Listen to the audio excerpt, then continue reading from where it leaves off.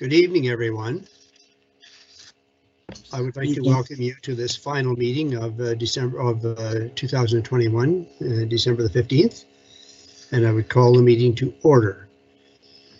I just want to remind everyone that we have a timed item at 6:45, so with your indulgences, we will proceed until that time.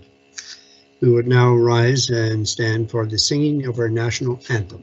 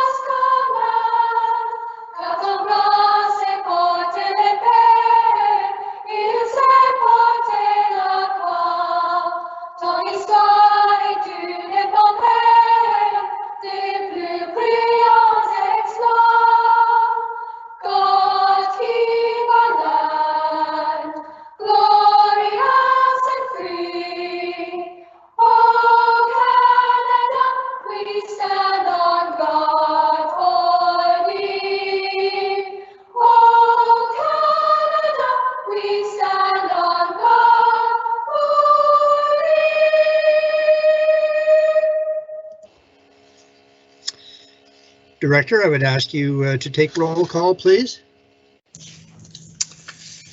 Thank you, Mr. Chair. This is your roll call for December 15th, 2021, public session. Trustee Barry.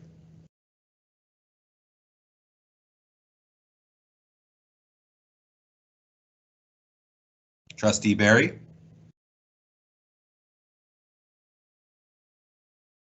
Vice Chair Cram. Present. Trustee Danaher. Present.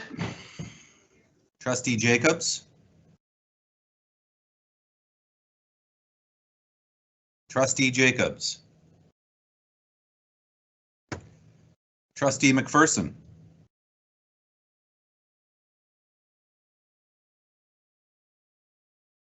Trustee McPherson. Chair McAllister. Present. Trustee McRae. Present. Trustee McDonald.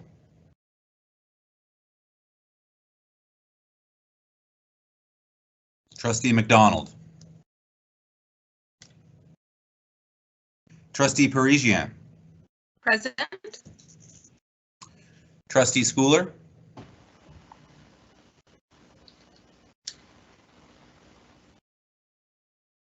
Trustee Schooler. Trustee Swan. Present. Student Trustee Ali. Present. Student Trustee Ward. Present.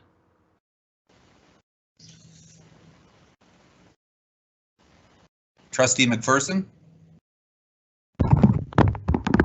Present. Trustee Jacobs. Trustee Barry. Trustee McDonald. Trustee Schooler. Mr. Chair, you have quorum. Thank you, Director. We will proceed to item 501. I have a motion moved by Trustee Swan, seconded by Trustee McCrae, that the Upper Canada District School Board approve consent agenda items 502 to 504, December 15, 2021, as submitted. Please cast your ballots.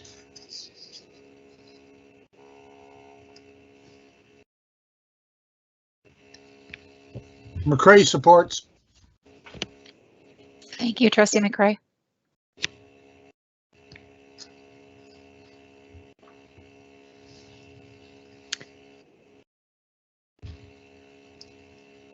Swan in favor.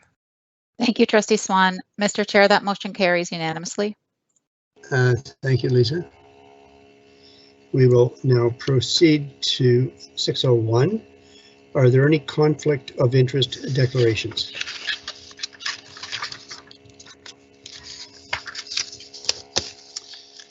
Hearing none. 701, we'll proceed to your comments, Director.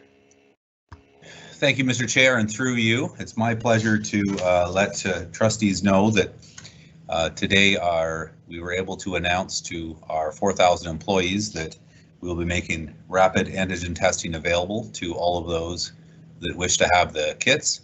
Trustees may have noticed in the news today that the province also announced that they will be having pop-up sites for these rapid antigen testings where people can receive these free of charge. When I reviewed the list that they've posted so far, most locations are in large urban areas, and as trustees are well aware, our employees all work in rural areas in small cities and small towns, and the vast majority live there as well. And so us making these available will make that very convenient and easy for them to get them, and hopefully will lead us to a safer restart to school as we lead up to the January restart, hopefully in person, and staff will be able to utilize those tests. So want to also mention that Executive Superintendent Hobbs and his team, Brad Notman in particular, who worked very diligently this week to secure those and having them arrive and hopefully get those out to folks early next week. So thank you for their efforts, and very happy to be able to share that. I know quite a few staff had requested this, and we are able to provide those to our staff. Thank you, Mr. Chair.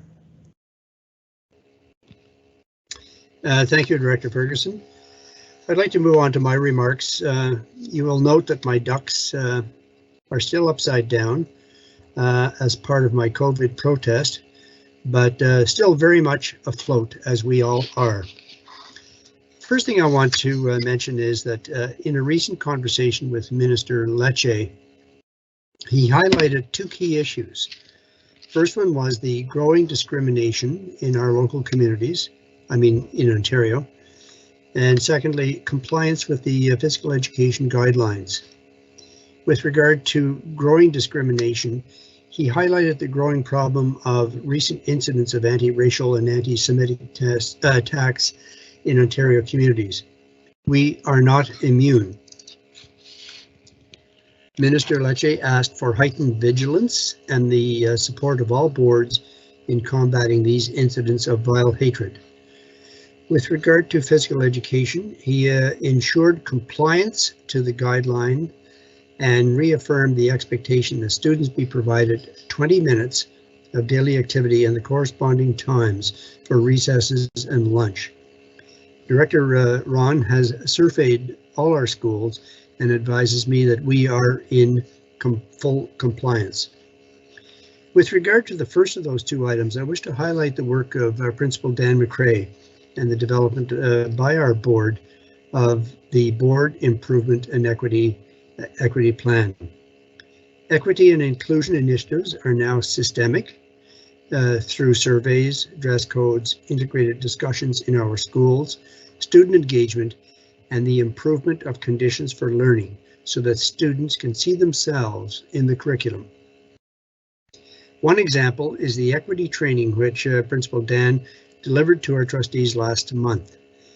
I will be writing the minister tomorrow to confirm our cooperation and compliance with both of these initiatives, as well as to update him on the details of our planned activities.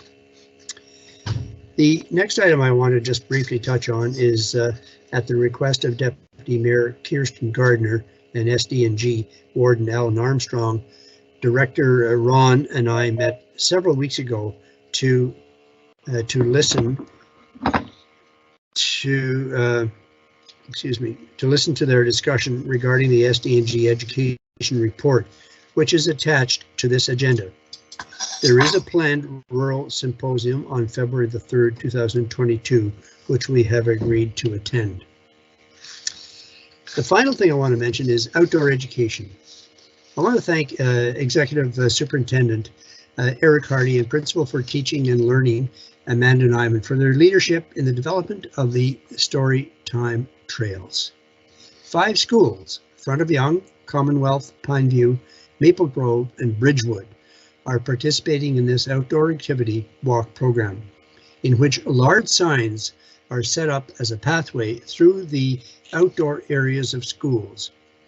As Principal Rich Tamblin noted in the press release, and I quote, "The value of the Storytime Trail brings to a school community can be endless. The students have a chance to connect to the outdoors while exploring literacy, and they can also make connections with science, mathematics, inclusion, and social emotional learning." End of quote. Apparently, I'm told that the trails are getting rave reviews. In conclusion, it has been a busy few weeks. So I'm going to move on to item 901 at this point, and I will turn this over to Trustee Parisier, Chair of the Trustee Innovation Committee, and she is going to comment on the Trustee Innovation Awards video highlights, which we are going to see soon. Over to you, Karina. Thank you. Through you, Chair. This is once again, here I am with my amazing committee members to present to the board and to the school board at large the 2021 UCDSB Trustee Innovation Awards. I'm not going to take up much time because the video, our communications department has done an absolutely outstanding job this year putting this together for us. So I will let it speak for itself. I do want to thank everyone that has nominated someone. Just being nominated makes someone feel truly appreciated in the work that they do. So thank you, and I continue to request nominations once we open them in about April for this year's 2022 awards. So, stay tuned, everybody. This is an amazing initiative, and it's a great way to recognize our staff and our counterparts that work with us here in the board. So over to the amazing video.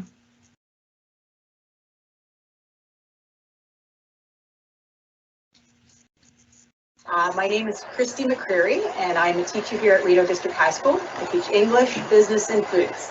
Leanne, innovation first of all, and Leanne go hand in hand. That is one trait of her. She's very engaging and entertaining and welcoming for her classes. But I found this year in particular that she took good solid teaching practices and she tweaked them and she improved them for the students, especially online. I did hear from parents in the community, because I also live in this community, that they were very impressed with her class, as some of them had heard it online while they were in their homes. So that really prompted me. Also, as a colleague, Leanne is always giving us ideas and things that we could do. The virtual art tour that she did online was very impressive, as normally we do it in person, and actually in this community, it is an event that people like to come. This is the hub of activity here, and she did not want to do it this year, so she did it online, and it was very well received, and it was amazing.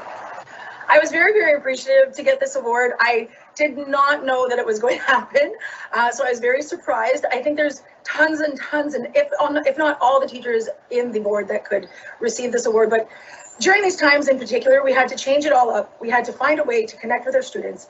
We had to go online. We had to find different virtual and remote learning opportunities for them. And I wanted to make sure that our students were really, really interested in what was happening in the learning that they were doing. So I just thought, I really do appreciate this, because I was able to connect that to the students. My name is Don Lewis, currently an acting superintendent with the Upper Canada District School Board, and I nominated Laura to recognize the work that she had done both as principal here at Oxford on Rideau last spring, once we moved to remote learning after the April break.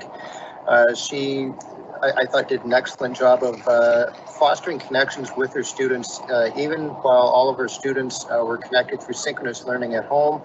Organizing morning announcements through a video Teams call where the students were really leading the activity, and then she was in the background supporting and fostering those connections between her students and staff.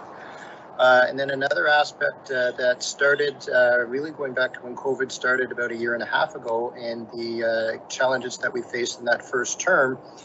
She was a real lead in facilitating the Drama Subject Council, which ultimately led to the students hosting a co-video 2020 showcase, where we had students from across the board were sharing their videos. In some cases, we had students from different schools working together on common projects.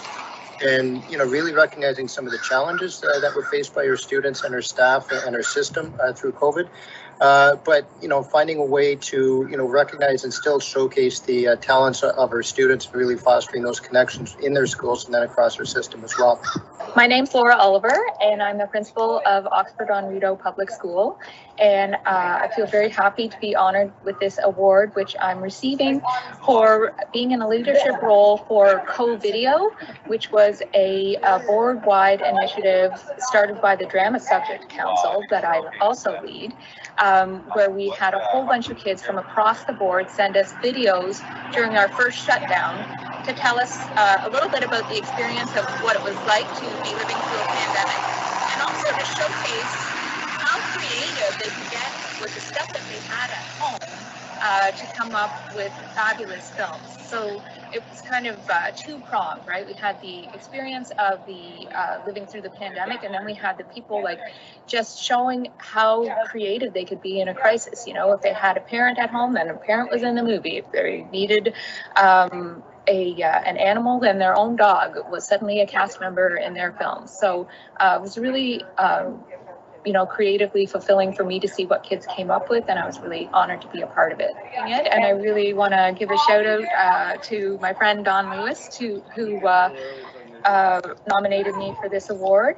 Enough time had gone by that I just, I didn't do it for an award anyway. I did it because I love drama, and that's my passion. So this was just kind of an unexpected layer of icing on the cake. My name is Cassandra Lafave. I am a 5/6 French immersion teacher here at Chimo Elementary. I nominated Jennifer because she's a wonderful teacher. She's fun to be around. Students and staff alike respect her. Well, my colleague Cassandra nominated me for the activities that I planned for the school. Did things like a gratitude challenge school-wide. We did a wellness challenge, and various other activities. We do a school-wide Pumpkin Inferno activity, lots of different stuff. It's important for me to teach these students about wellness after the years that we've had in COVID. Just saw how the kids were disconnected from each other, and it was really important for me to hone in on those skills that the kids could develop again to reconnect with each other. My name is Sam Crosby, and I'm a teacher here at Gananoque Secondary School. Last year, I was with the virtual program online with Brian Reed. I get paid to do what I love every single day of my life. It's exciting to walk in through the door of the building every single day. But to be recognized for things that you just do on a regular basis was oddly, satisfyingly weird. We're very grateful for what Bernadette did during the pandemic. She reached out to some of our students who needed the most assistance, and she was kind, she was patient, she put in a lot of work and went above and beyond what was expected of her. So, and for that, we're very grateful. Not only is Bernadette innovative at home with her home learners, but she's innovative every day in her practices to meet our special education needs at Cambridge. So what this award means to me is just the recognition of the work I put in towards my students during these trying times. During the pandemic, I wanted to make more of a connection with my students when they were at home. So making PowerPoints and them hearing my voice was just a ways to keep that communication going and that connection. And so for Dominic and Adele to recognize that and nominate for me for this award just means the world to me. Thank you. Bobby was nominated for this award because of her passion and dedication to our school council. Her heartfelt care for kids, for our staff, and for our community really spoke loudly in just a few years that I knew her. But when I started speaking to people to make this nomination, I heard about the many, many years, up to 14 years of engagement with school council through Thousand Islands Elementary School. Her legacy continues on, and I think that what really stands out is that she really cares about kids and what they need to make school fun, and parents about what they need to help them feel confident and comfortable about their kids being in school. Back last year in October, the kids were making greeting cards for Halloween, And I noticed how well they were doing with them and how creative they were. So I thought, oh, we've got to do this for every holiday. And then I started thinking, you know, maybe we'll make it into a company. And so the idea started snowballing from there. And we created an executive with a CEO and a money guy, and we had an IT guy, and we had creative consultants. And the kids decided what kind of cards they wanted to make for Christmas. They put all their ideas in, and we made cards for seniors in the Brockville area who were, some of them weren't able to see their loved ones because of COVID and the restrictions in the seniors' homes. So we did that at Christmas, and when else did we do it? Valentine's Day and Halloween and Easter. And Easter, right. And during the lulls, like say if we had a month or two off before a holiday came up, we did things like decide on what our logo was, and we made these The buttons to promote the company.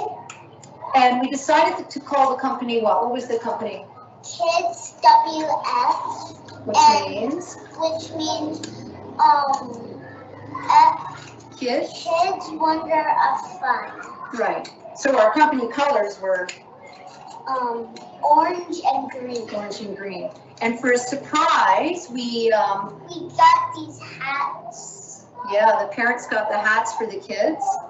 So they had hats, and whenever we worked on the cards, the kids put on their creative thinking caps, and they worked on the project with it. It was a real honor to be recognized for doing a project like this. I really believe in experiential learning. The whole idea of it came from wanting to put something special in place for the kids' mental health during the pandemic. And I found that when we were working on the company, the kids were really congealed, and the kids were happy and creative and worked hard. And it really helped to carry us through the year.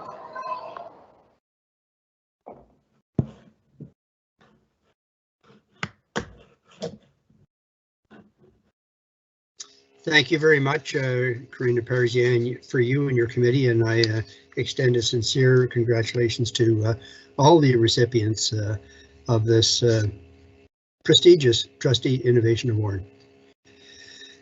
We are now going to, we're a little bit late, but Dr. Paul, I would like to welcome you to our meeting. I don't know if Dr. Paula is with us or not. Do you know if she is, Director? Through Mr. Chair, I do not see her yet joining us, but I know that Dr. Paul Muller has another commitment, and so I think we need to proceed. Dr. Paul, I'm going to turn the floor over to you, and I thank you very much for joining us.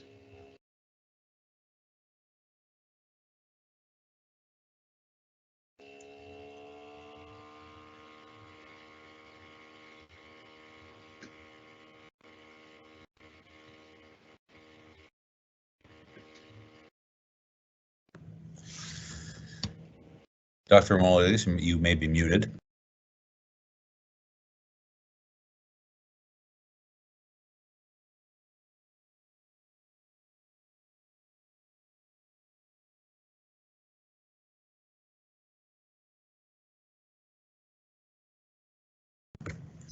Dr. Paul, just checking to see if you can hear us. Oh, someone else has muted you. Just a second, we'll look into that. My apologies.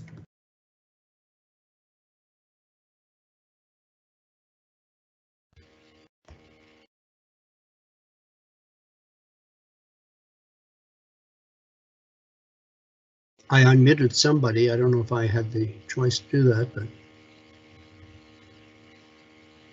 I think I got it now. Can you hear me now? Yes, we can. Okay, great, thank you. So I was just saying that this is Dr. Paula's presentation, and a lot of it starts with Leeds and Grenville Lanark Health Unit.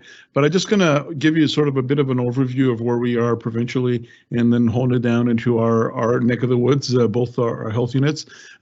First of all, as you know, we have been quite worried about Omicron, and I will talk a bit about that. At the local level, let me start provincially. Our numbers are starting to inch upwards, and that includes both Leeds Grenville and Eastern Ontario Health Unit, although more so in the Leeds Grenville area than in our health unit. Our health unit has been stable for about a week or two now, compared to what we were last time I spoke to this board. We were sort of sky high in Cornwall. Provincially, the numbers went up by 1,800 today, and we're inching upwards, and that's likely due to two reasons. One, we expected it, even with the Delta variant, that the numbers would increase as we close doors and so on. We've been seeing an increased number of younger children get infections.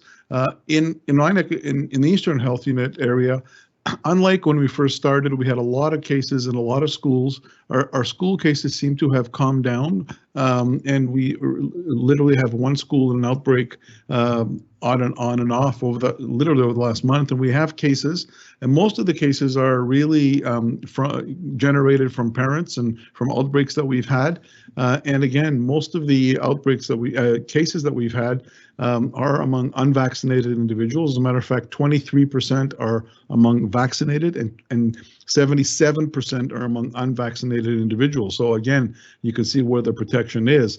In terms of our school-age kids in our area, I can tell you that it makes up around 25 to 28% of all of our cases in the area since school started. Most of our cases come from the 18 to 49-year-old age group. I'm happy to report, however, that our vaccination progress is progressing nicely with our 12 to 17-year-olds.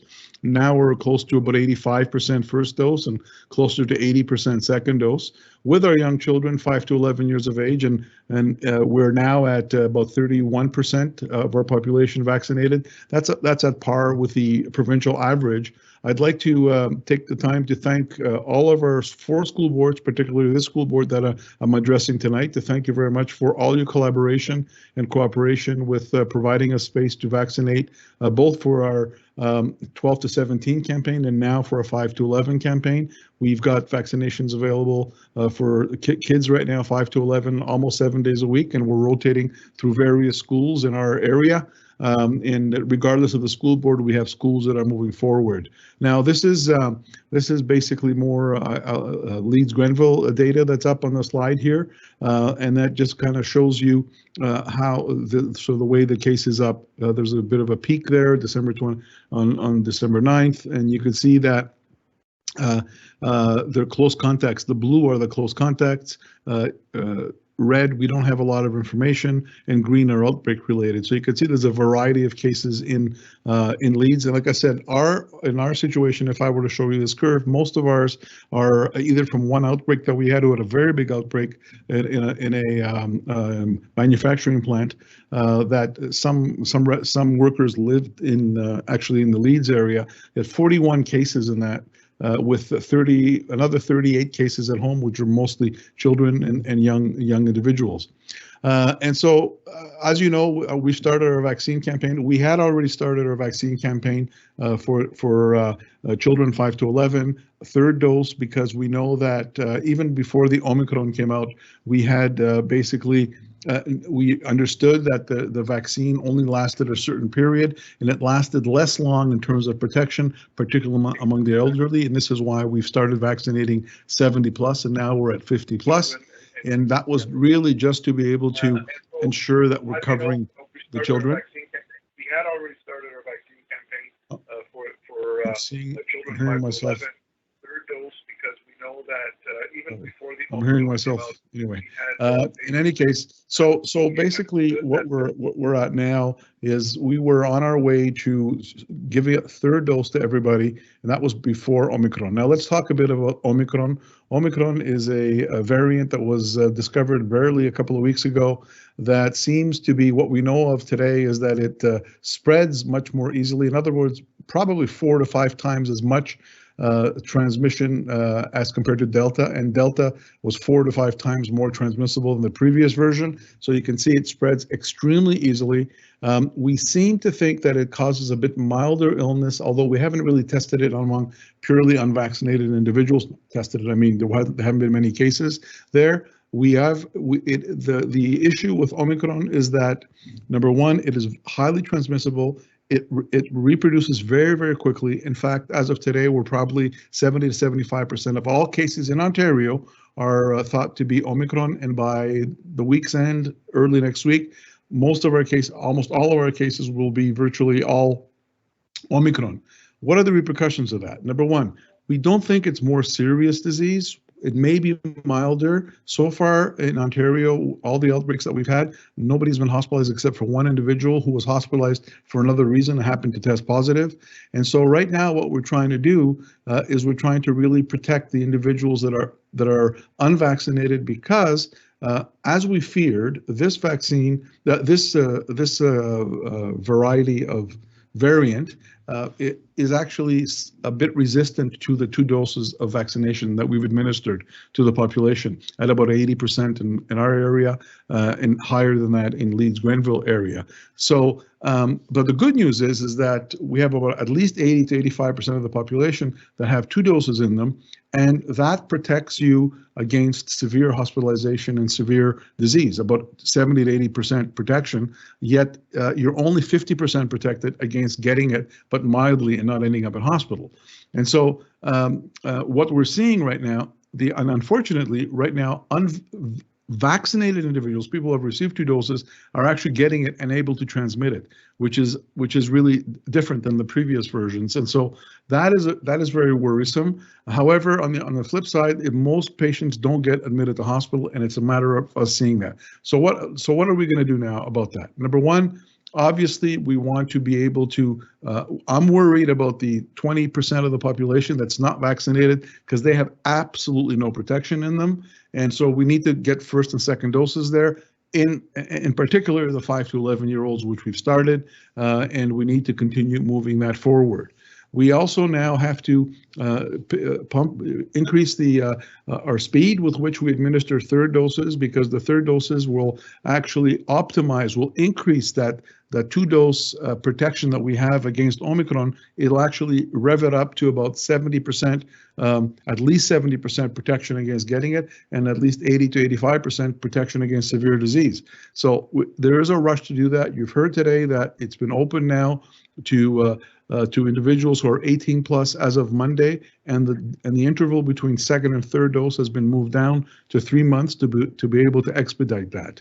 Now, in terms of how that's going to affect us moving forward, how it's going to affect schools, how it's going to affect what we look like after the holidays, it's anyone's guess. I can tell you, though, from an educated guess point of view, that we will have many cases in the community, because I believe that we have a significant number of people who are unvaccinated and will be prone to this, and it spreads very easily.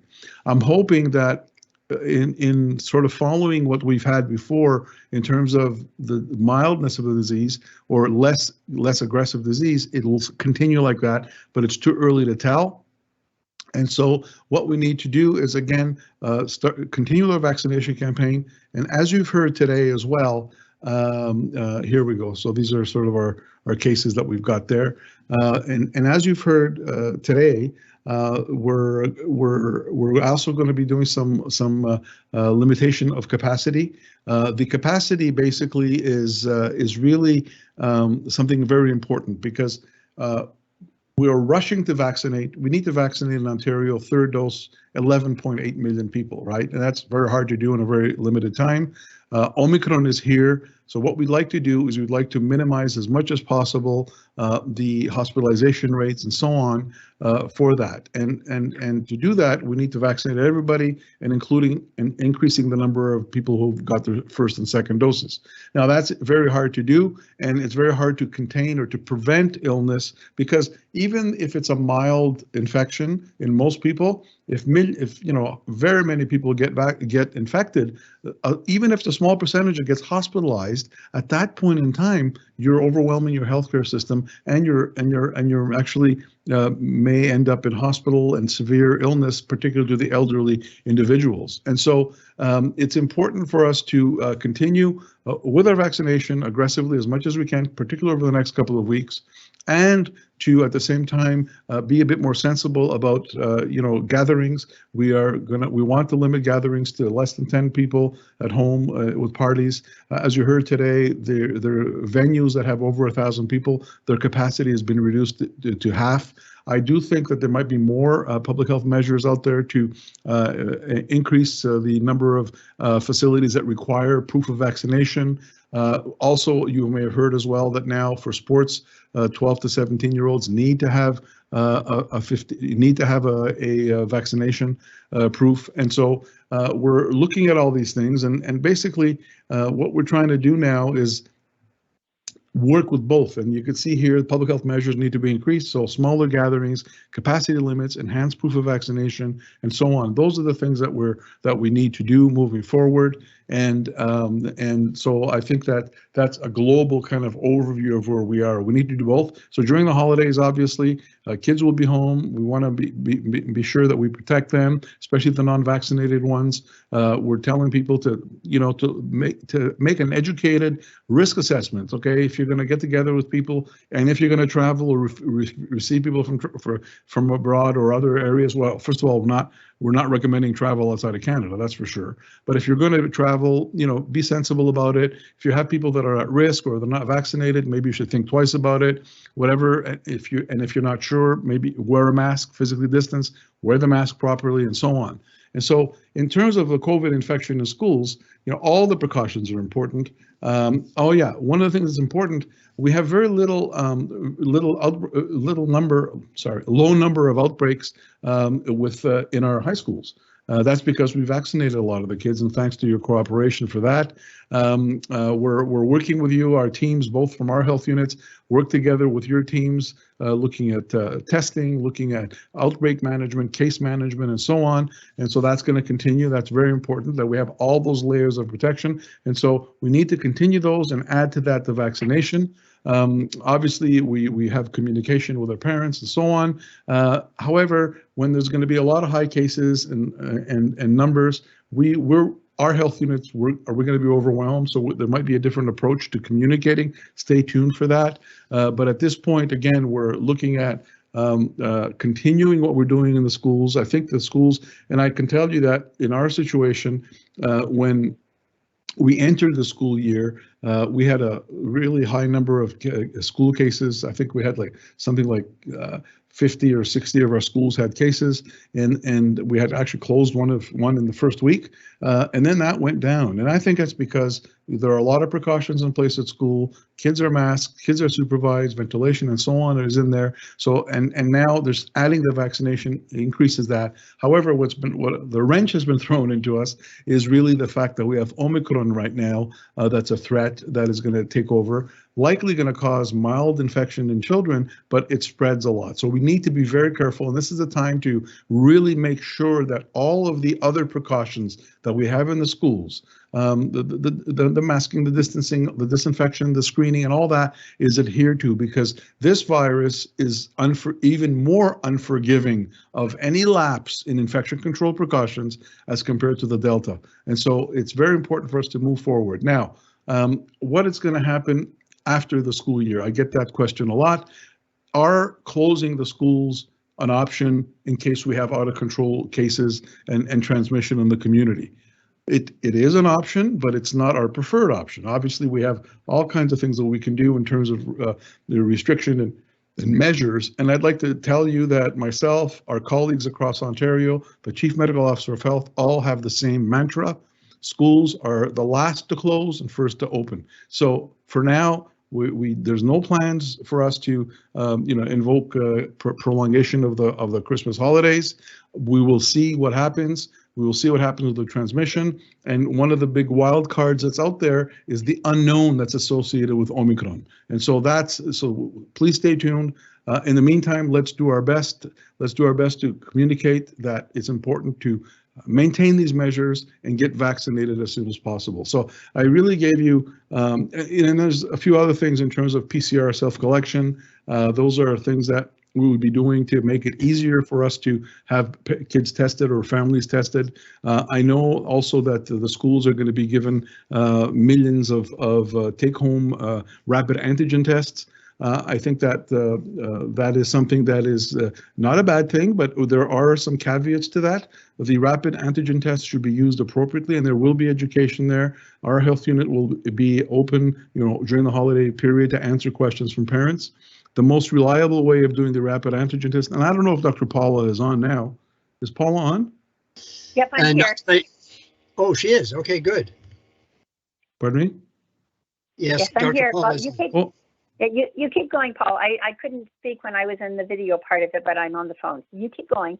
Oh, okay. So Paula, I'm just on your slide that talks about rapid antigen tests. Yeah, you keep going. You're good. Okay. So basically, these are voluntary. These need to be done on a regular basis, a couple of times a week, and there's it picks up about 80% of the infection. So myself and Paula and my other colleagues think that it is an added layer of protection, but it's not the only one. So, for example, if you've had if your child has a negative test, I'm talking about a rapid antigen test. It doesn't mean that you can go out and party with people with no masks. You still have to take those precautions, because we do know that the more we test, the higher the accuracy. And very often you need to test several times a week in order for you to get sequential reliability of a negative test.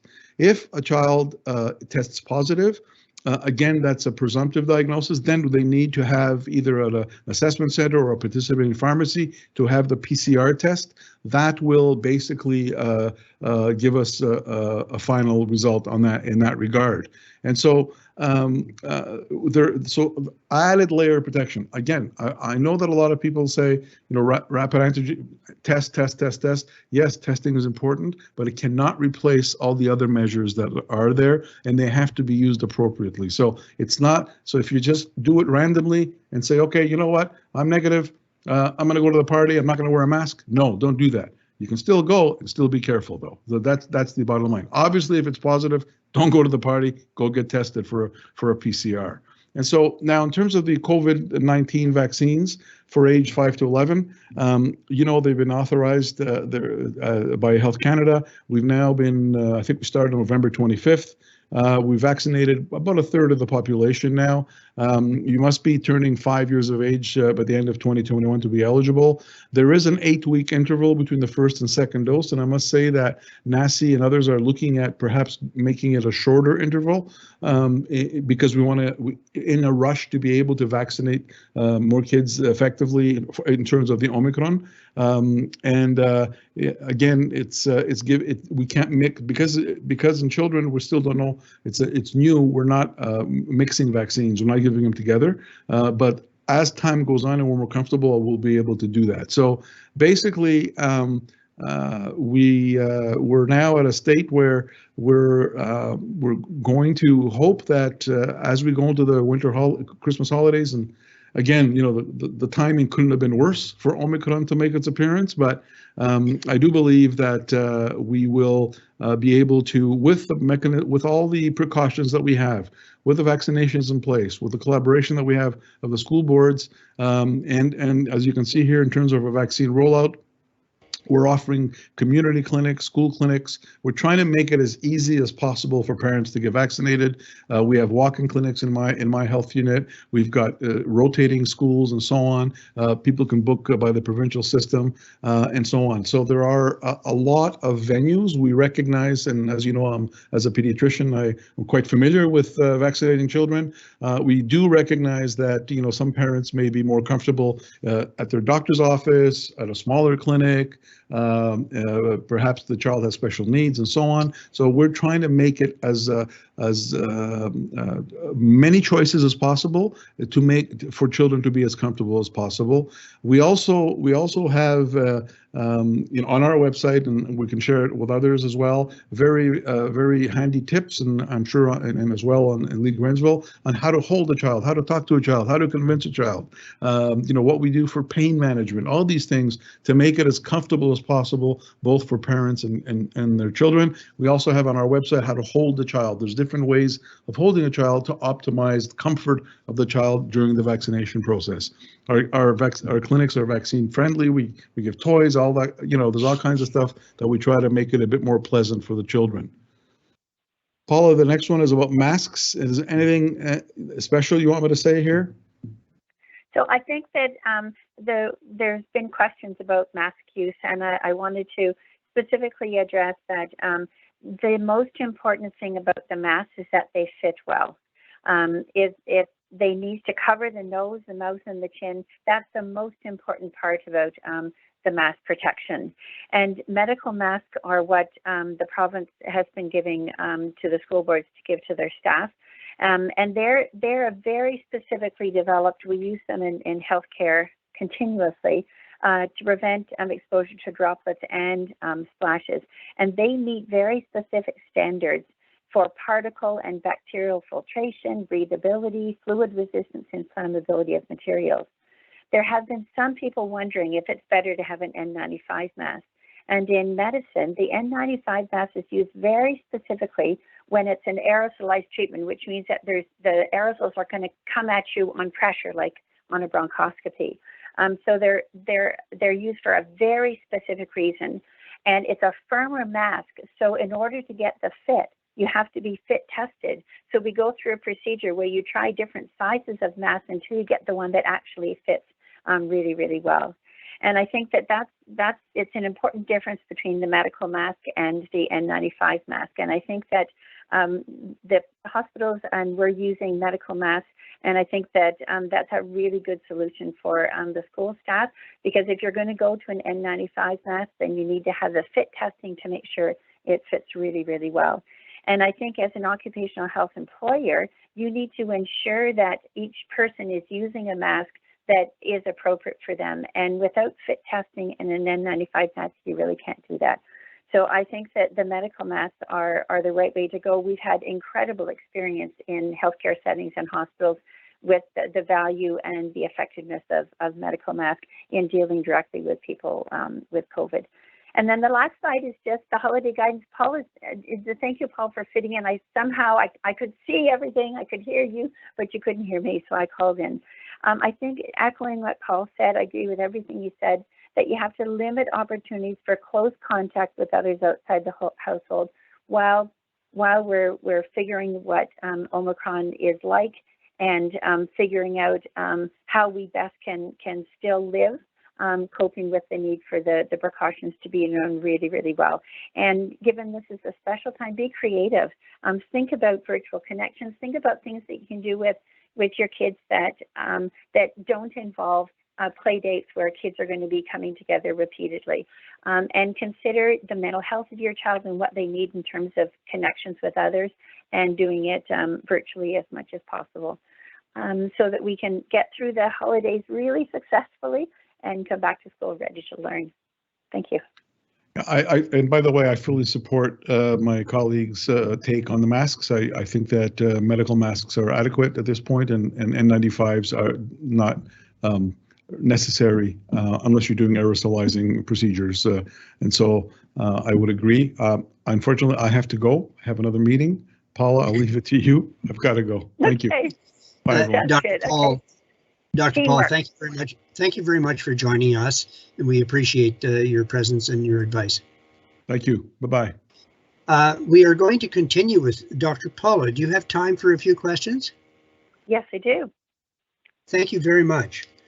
The first question I have is I'm going to direct it to Trustee Parisien. Go ahead, Trustee Parisien. Thank you. Through you, Chair. I received this question on behalf of a constituent, so I would ask it.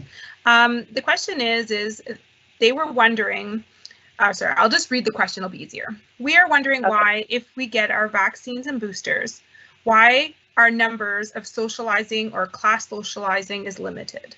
So if we wear the masks and we get our vaccines and our boosters, I guess there's a current frustration, I understand, that, you know, they're still being limited or told to limit in social gatherings. So I guess that's the question as to. Yeah. And so it's Omicron. This is Paul. I hope Paul showed you the slide about what's happening in Leonard, Greece, and Grenfell. We're just exploding with new infections, and we've had to actually close 2 schools because there was so much spread of infection within them. And so the Omicron and as Paul said, the vaccine is effective, but it's not as effective as it was before, which means that even with the vaccine, you could still be exposed to the virus and then become infected as the immune system gets ramped up and gets rid of it. And so that's why even people who are vaccinated really need to follow those other precautions with the mask and the distancing and decreasing social contact, because the virus can only get to you if it's in somebody else. And so while we're having such a surge in cases, and I know Paul's just starting into that, it's really important to have opportunities to reduce the opportunities when the virus can spread among people. So it's just being safe. Okay, thank you. That's great. I really appreciate it.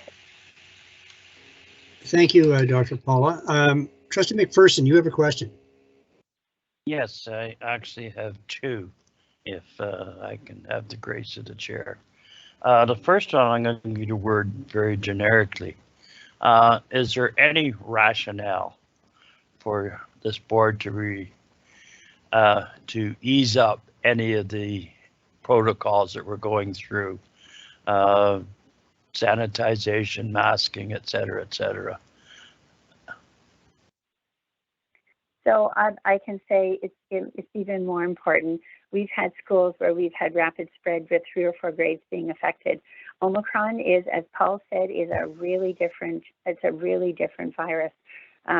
It's the variant is the virus as it's replicating mutates and changes in small ways. The virus, as it mutated, managed to come across a really, really good formula for its spike protein, which is the part of the virus that actually allows it to enter into the cell. So what that means is that the virus gets into the cells really quickly. More of the virus gets into the cells. It multiplies really quickly before the immune system says, oh my gosh, what's happening? I've got to stop this.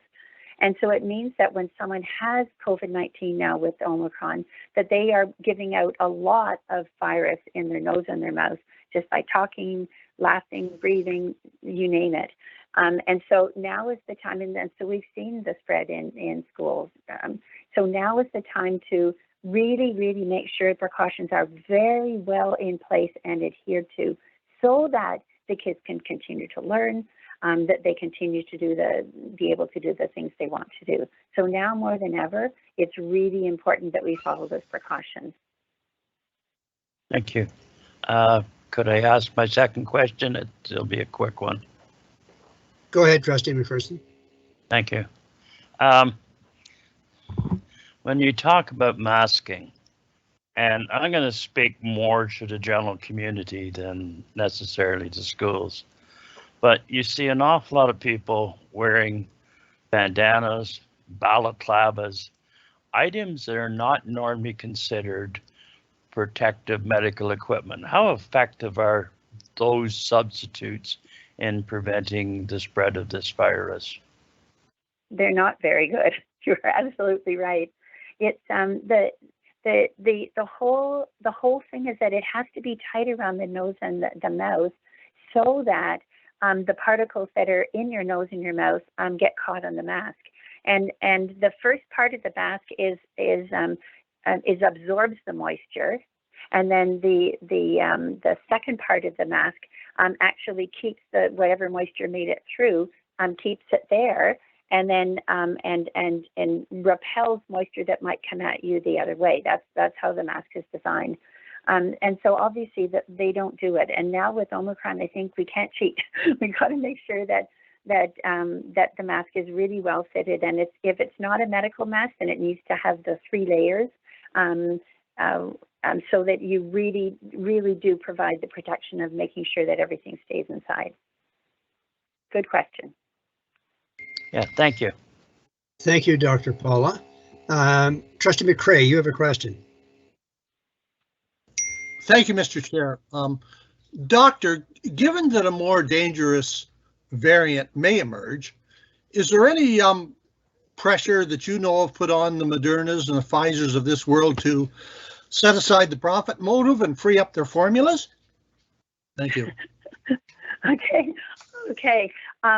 So you know what's interesting is that Omicron, the question we have about it is we know it's more transmissible. We know that you need 3 doses of vaccine to be able to help your body get revved up and cope with it. We don't know how serious it is yet. And the ideal situation would be that the COVID-19 virus mutates into a form where it's not very serious. And so that's sort of the hope, because if that happens and it's one that's very transmissible and no other variant can out transmit it, that's sort of the ideal kind of situation where we could cope with the virus and people wouldn't get really sick and wouldn't end up in hospital, and our healthcare system could be there for people who need it. So let's see what happens. I think that that there are a lot of companies that are making vaccines right now and building on the experience of each other and looking at having those vaccines approved. And that's what happens in the research community. So while we have 2 major ones, and there's some J&J is out there, and there's some others out there, let's see what the research comes up with. The clever thing about both Pfizer and Moderna is because it actually creates, it uses the genome to actually create the spike protein, which is so clever. They can change that if the spike protein changes. So let's see. Right now, the evidence is looking pretty good that with the 3rd dose, it really ramps up the immune response. This is an ongoing saga, an ongoing journey. Thank you, Mr. Chair and Doctor. Thank you very much, Dr. Paula. Are there any further questions? Dr. Paula, thank you very much for joining us tonight. I know that you have been especially busy with the Lanark, Leeds, Grenville in the West, and we hope that you will become less busy in the future. So, and I wish you the Merry Christmas and the best of the New Year. Mr. Chair, and I echo Paul's thanks. Our relationship with board is absolutely fantastic. We call each other back and forth, and I think that the support you've given us for the vaccine program and the very quick response you give us when there is a case or an outbreak in the school has been fantastic. I want the board to know that. Thank you. Director, you have a final concluding remark? Thank you, through you, Mr. Chair. I just want to echo what Dr. Stewart has just said, and also just to state how impressed I've been by the fact that the 2 chief medical officers have been so responsive and have worked so collaboratively with us. The reason that we've been able to keep students and staff as safe as we had is completely because of the efforts of our team and with the collaboration we've had with the health units. And I also just want to mention that, I'm very proud of this board that throughout this pandemic, we've resisted the demands of certain uninformed people to follow what they wanted us to do, and instead we have followed to a T everything that the health units have recommended and what they've suggested that we do. We're in very good hands with these 2 doctors, and I just want to commend the Board of Trustees for putting their faith in people with the proper credentials, trusting in verified science and what the medical experts have to say. And I want to thank you, Dr. Stewart, for everything that you and your team are doing. I know that you take a lot of negative feedback, usually from people that don't have the same level of knowledge that you have, and I appreciate everything that you folks are doing to keep everybody safe in our schools and in our communities. So thank you very much. Thank you. Dr. Paula, thank you very much for joining us. Okay, goodbye. Trustees, we are now going to move to back to 901. Which is the Connecting with Students, Staff and Families, and we are highlighting Cambridge Public School. And Derek, why don't you roll the tape, as Steve Paikin would say.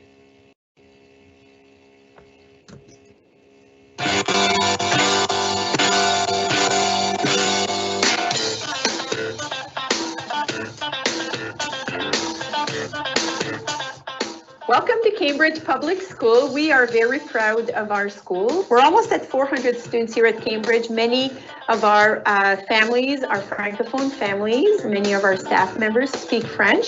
So when you send your child to Cambridge Public School, you can certainly expect him or her to be greeted at the door every morning by our staff members. That's something we do quite well.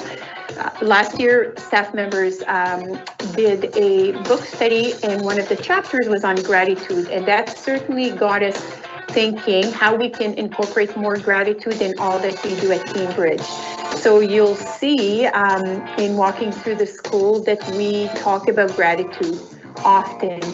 Our students have gratitude journals that they write in every single day.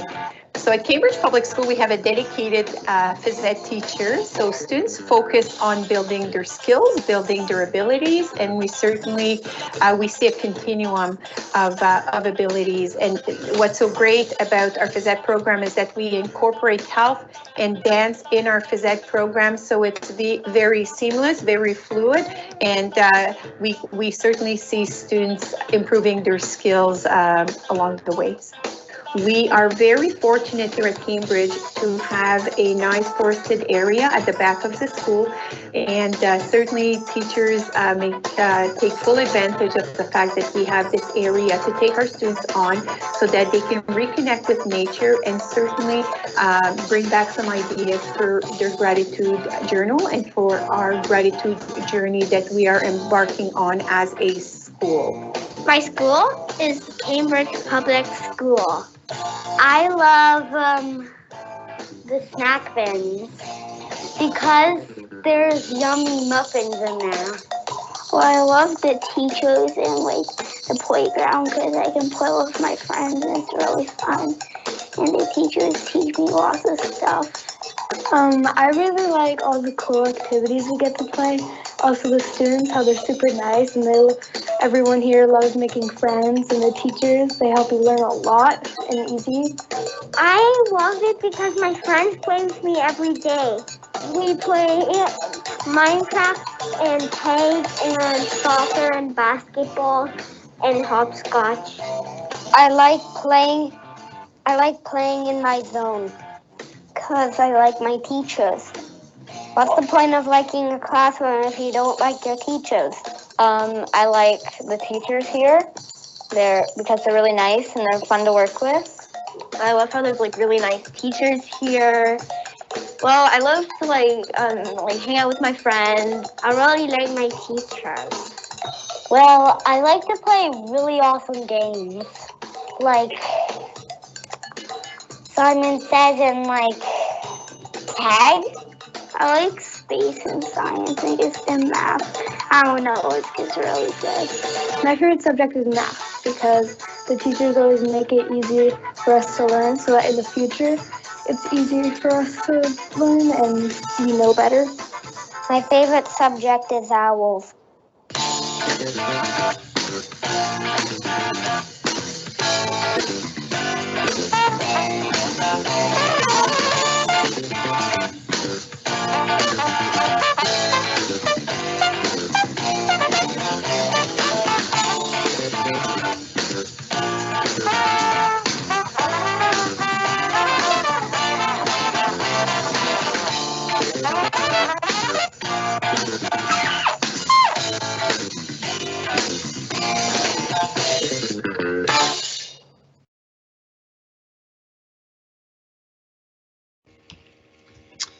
Wow, that's great, because I want you to know that last month, Trustee Parisien, Superintendent Perry, and Director Ferguson and I visited Cambridge Public School, and I was quite impressed with what I saw from the outside because of COVID, and we were there to present a Teacher Innovation Award. Trustee Parisien. Thank you very much. I would. Thank you very much, through you, Chair. I'd definitely like to thank Principal Dominique Bertrand for her amazing voiceover on this presentation to the board, and to highlight to my fellow trustees that this is a JK to grade 6 that almost has 400 students. So it's an absolutely booming community in Eastern Ontario, about maybe 25 minutes outside of the Ottawa area. And it is part of a very large Francophone, Anglophone community.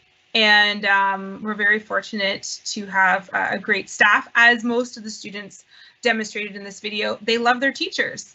So as myself and my fellow trustees, on aimerait remercier tous les professionnels à l'école Cambridge élémentaire qui nous joignent à nous asseoir aussi. Merci. Thank you. Thank you, Trustee Parizien, and thank you, Principal Dominique.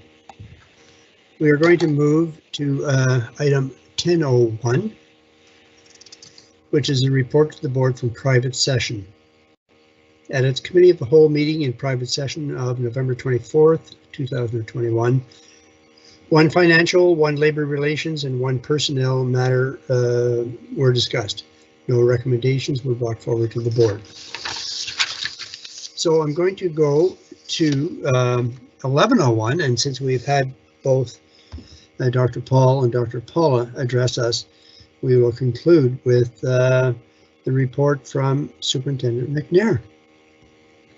You're on. Through you, Chair. Thank you. Can you hear me? I can. Okay, perfect. Thank you. I am always pleased to bring to the Board of Trustees an operational update. And tonight I have 3 topics to share with you, 2 of which Dr. Paul touched on, but I'll just provide a little bit more context for you. So Derek, if you could proceed to, I think it's a couple slides in for me, that would be great. So the 3 topics I'm going to talk about tonight are rapid antigen kits, PCR self-collection kits, and then the resuming of active screening following the winter break. So we will go, Derek, to the very back a couple slides to the rapid antigen one. So all schools have been provided with a letter to go home with in-person learners, as well as instructions outlining how to use these kits. So every child in our board who is an in-person learner that would like these kits, they are being sent home with them this week. It's important to note that this is voluntary use for students, regardless of their vaccination status, and it is for asymptomatic students only. And our students are not required to participate in this in order to return to the classroom in January 2022.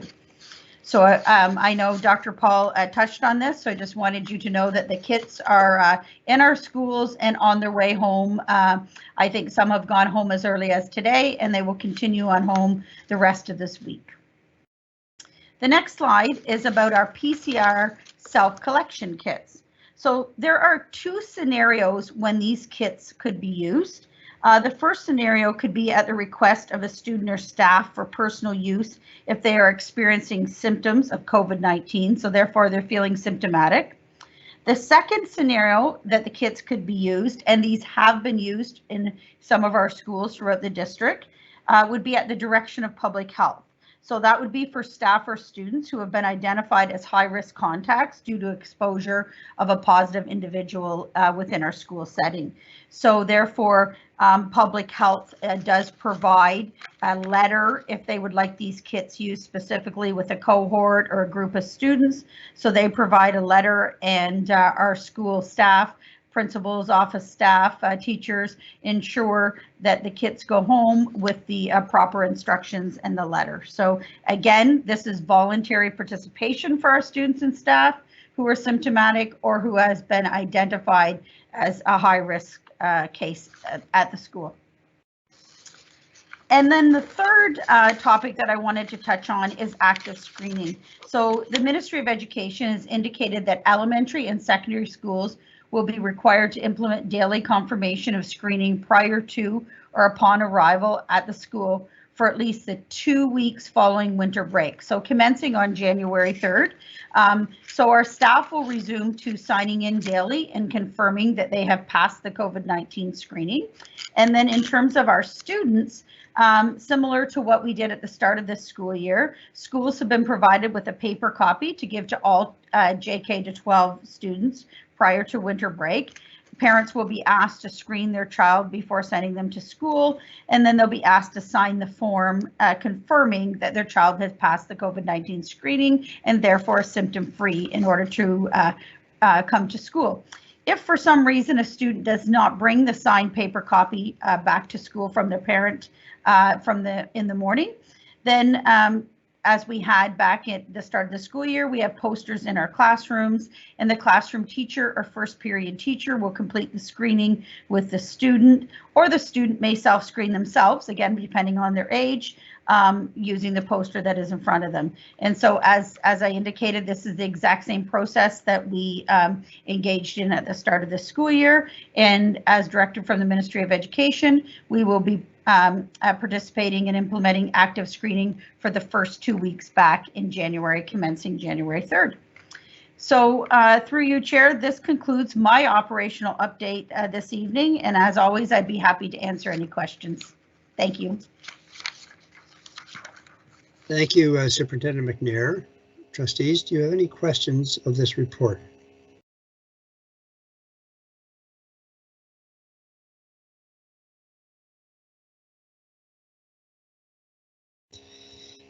Thank you, Superintendent McNair. We will move on now to 1102, which is the report of the student trustees.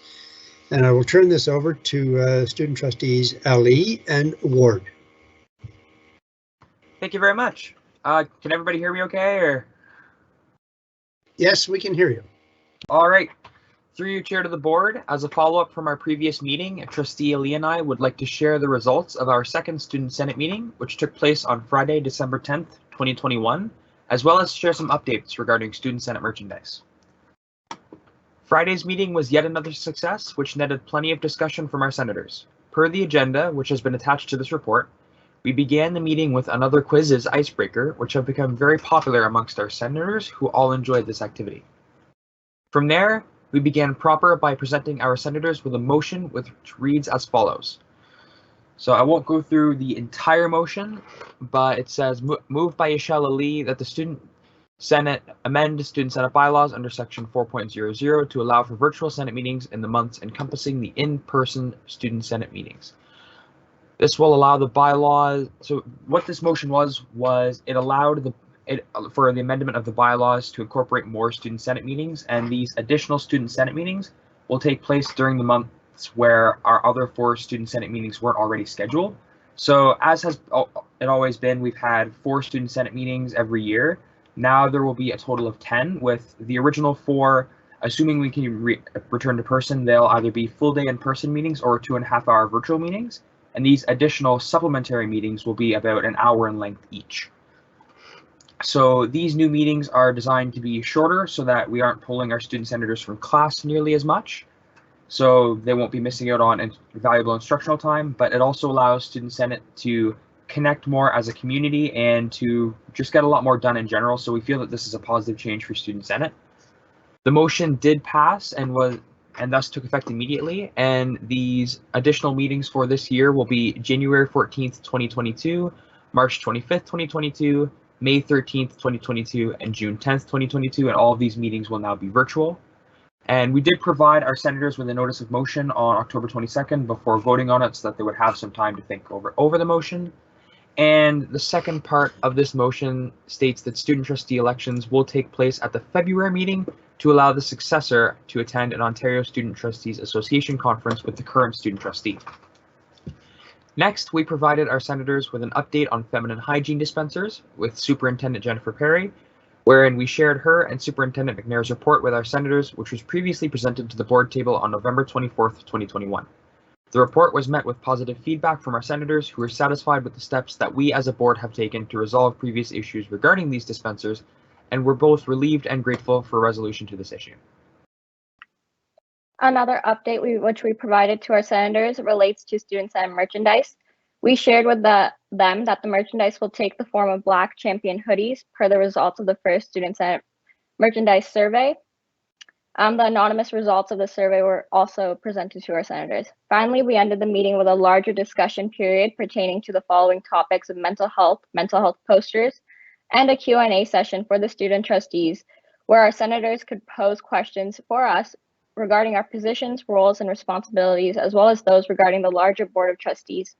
And finally, an open discussion period for our senators and schools to ask each other questions, which again was largely focused on fundraising.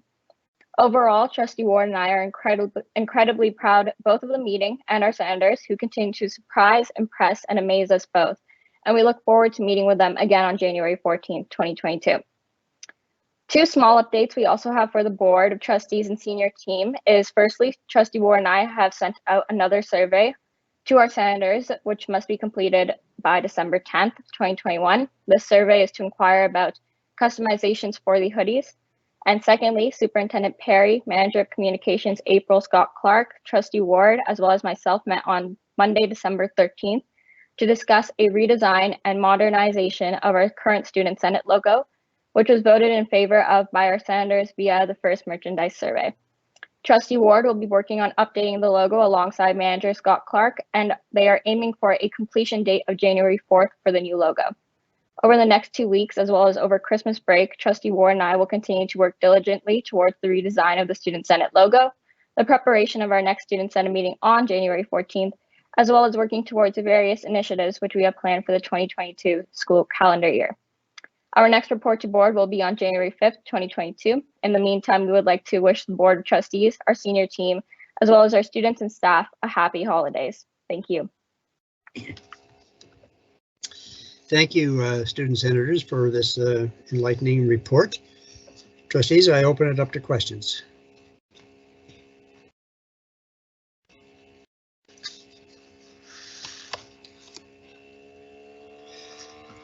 Thank you very much. Hearing none, I'm going to move to the report of the Special Education Advisory Committee, and I'll turn this over to the chair of SEAC, Trustee McPherson. Thank you. SEAC met for their monthly meeting. Got to get the right one up here. On December 7th, 2021, via MS Teams. First off, we had a presentation of executive function skills, and this was it was very interesting. It's kind of a new development. They described to us what executive function is. They talked about the special education teacher book club and building capacity within the staff. Apparently the book club meets once a month to review 2 to 3 chapters of a book, and it encourages group discussion and idea sharing. 3 ways to modify the executive skills weakness is modify the physical or social environment, teach the skills, and use incentives. We then moved on to the superintendent's report. She talked to us about the after skills school development program, which is being offered in a number of schools, and this is designed for students on the autism spectrum. Friday, December 3rd is the International Day of Disabilities, and our special education department continues to support students in finding their way to an independent life. We have advertised for 2 psychometrists to support the psychology associates in our assessment work due to retirements. We are also looking at some new types of equipment for the communication center and self-regulation and OT needs, which I don't know what it means, needs of kindergarten students. They also reviewed dyslexia licenses and determined that some schools are not using them, and they have been redistributed.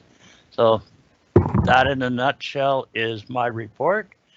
And I'm sure if we have any questions, Superintendent Perry is probably the most qualified one to answer them. Thank you.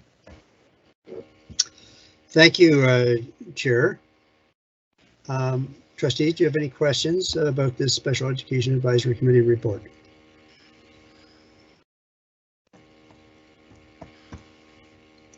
Hearing none, thank you for your work, Chair McPherson, on this committee. And extend my best wishes to your committee members. We are going to move to 1104, which is a motion which has been brought forth by student trustees Ellie and Ward to amend the Education Act to allow student trustees to move and second motions. So I'm going to read the motion first. And it goes as follows. Whereas per section 55, subsection 5 of the Ontario Education Act, student trustees have the right to partake in certain in-camera discussions closed to the public, demonstrating the high standing and trustworthiness of student trustees. And whereas the student voice is most effectively communicated by granting student trustees equal opportunities to participate in board functions as other board trustees. And whereas per section 55, subsection 7 of the Ontario Education Act, student trustees receive equal opportunities to board trustees, including access to professional development, resources, and training. And whereas student trustees are elected representatives and are to be held accountable to the student body, and whereas the student voice must be represented fairly and articulated expressively for the benefit of the school board and to accurately reflect the students in decision making. And whereas student trustees further desire the right to move and second motions to invoke insightful discussion, be it resolved that the chair of the board sent a letter to the Ministry of Education on behalf of the Upper Canada District School Board with copies of local MPPs and other school boards requesting the Ministry of Education to push for the recommendation in allowing student trustees the right to independently move and second motions during board meetings. Doing so furthers the dynamic and the effectiveness of student representation across Ontario, as students can begin discussions surrounding items that they feel are most pertaining to their constituency without the need to request for support. That motion was moved by Trustee Parizien, seconded by Trustee Cram, and I believe that they are ceding their right to speak to this, and we will turn this over directly to our student trustees. Am I correct? You are. Thank you, Chair. So, student trustees Ali and Ward, proceed. Good evening. Through you, Chair, to the board. The motion presented tonight, and if carried, will demonstrate the UCDSB's support for not only their student trustees' growth, but student trustees across the province. As student trustees, our roles have grown and become more important over many years. Through the diligent work of students and collaboration with the Education Ministry/school boards, our roles have developed into the roles that they are today. We have grown from being regarded as pupil representation to student trustees to equal trustees to the board. It is only right if student trustee further develops, and in order for this to occur, we must be able to move in second motion. As student trustees, we are given opportunities, resources, and are regarded as a full trustee at the board table. We, however, are not capable of moving or seconding motions. This not only creates a divide in discussions at the board table, but it does not allow for us to complete our jobs to its fullest extent, as we are responsible for representing thousands of student voices. We spend our terms collecting student stories, listening to student needs, and bringing student voice to the board table.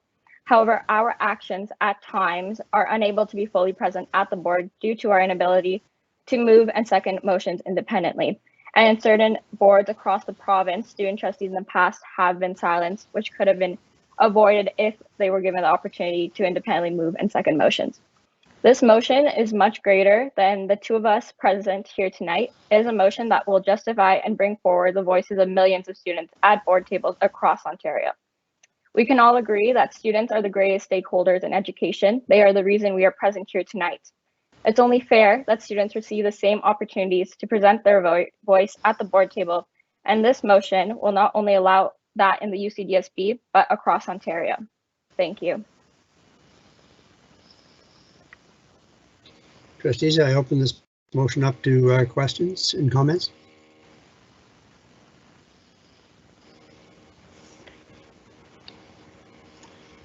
Hearing none, I just want to reinforce the fact that our student trustees, particularly these current two trustees, student trustees, make us think and act with the student voice in mind. And I support this motion 100%. I would invite you to cast your ballots, please. Chair, can I make one comment first? Yes, go ahead, Trustee Graham. I would hope that our minutes of the meeting today would include a support from the student trustees and have their names recorded in the minutes.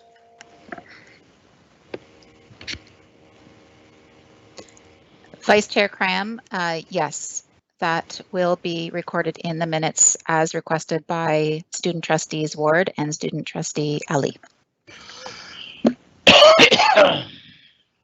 Thank you. Trustees, please cast your ballot.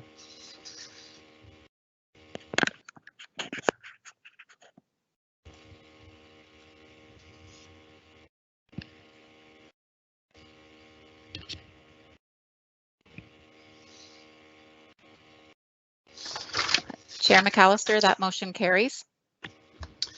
Thank you, Lisa. I look forward to student trustees to writing that letter and communicating your wishes and our wishes to the minister. 11:05. Yes. Can I make a comment? Yes. I with the rest of council or rest. I would suggest that maybe the next step is to go for full voting rights, and that way you could full voting rights for 16-year-olds might be the next move. Thank you. Okay, thank you, Trustee McCray, but I think that is not germane to this particular motion. That might be another topic for another day. We will move to 11:05. I have a motion brought forward by Trustee Swan. It's moved by Trustee Swan, seconded by Trustee McPherson, that the Upper Canada District School Board directs staff to prepare a report on enrollments, facility, and other conditions related to Oxford-on-Rideau Public School and nearby schools with the intent of determining whether, since 2017, there have been any changes that would materially impact the decision to close Oxford-on-Rideau Public School in 2022 for delivery in the second board meeting of January 2022. Trustee Swan, as mover of the motion, I would ask you to speak to this. Hi.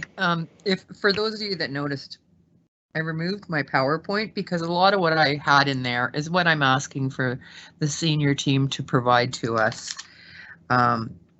But I have had numerous meetings with the municipality of North Grenville, our senior staff, phone conversations with our senior staff, and the projections. It'll be 5 years since the decision to close the school in March of this year. The projections on enrollment numbers are significantly lower than what the actuals are. We have KPS in Kentville that's at 120% utilization right now. South Branch is at 82. Now Oxford's only at 29. Some people are already, because it's on the closure list, putting their kids in the Kentville schools. But we also have a board office there. And the reason it got an extra 2-year delay of closure was because we had nowhere to put these students, because we said we wouldn't put them in portables, and the students from Oxford. And right now we already have 4 portables at Kentville Public School and 6 at the high school. And the high school just got a new addition because we were putting the high school kids in the South Branch school, which was the reason we, the board gave them the extra 2 years until the high school kids were out of there.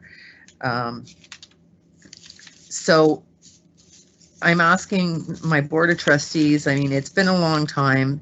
The numbers are up. I'd hate to close Oxford and then have to build a new school in Kemptville where there's not much room, or in North Grenville where there's not many service lots.